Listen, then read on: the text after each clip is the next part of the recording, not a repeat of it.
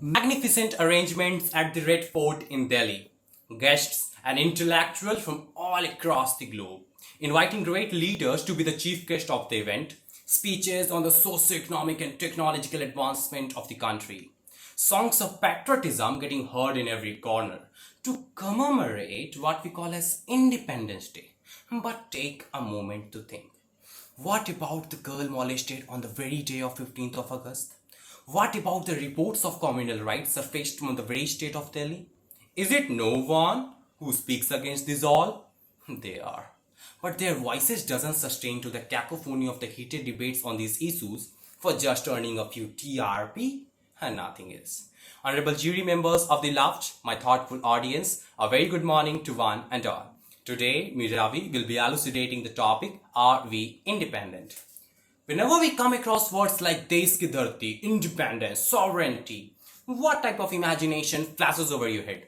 Is it the great leaders like Mahatma Gandhi, Bhagat Singh, or the soldiers who got martyred to free us from the clutches of British rule, envisioning of an India with a pluralistic society, a place of communal harmony and developed people?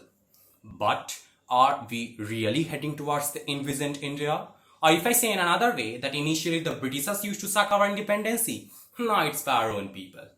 In this 21st century India, where Hindutvalist polarized campaign and victimization of politics have become an instrumental tool to fill the vote bank, don't you think that we are hurting the legitimacy of the world's biggest democracy, which has got formed over by unbearable tolerances and hardships? In the country where we treat women as goddess and speak about moral values, did anyone will expect of cases like Nirbhaya? I don't know. But then also, it happens, prompting them to think twice before stepping out of their homes in this independent India.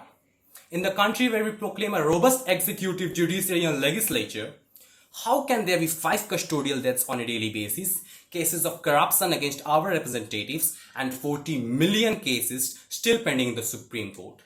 When I come across news like demise of Father Stan Swami due to the prolonged detention and charging human rights activists when they speak against the draconian policies, sometimes I feel that is the infamous quote, there is freedom of speech, but after speech, I can't guarantee you freedom, is denoting towards India.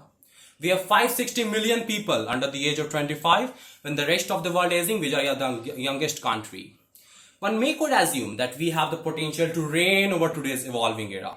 But all the assumptions will only be legitimate if you have 2 key things, education and skill development. But sorry to say, unfortunately, India have got 287 million, or rather to say 37% of the global population still illiterate.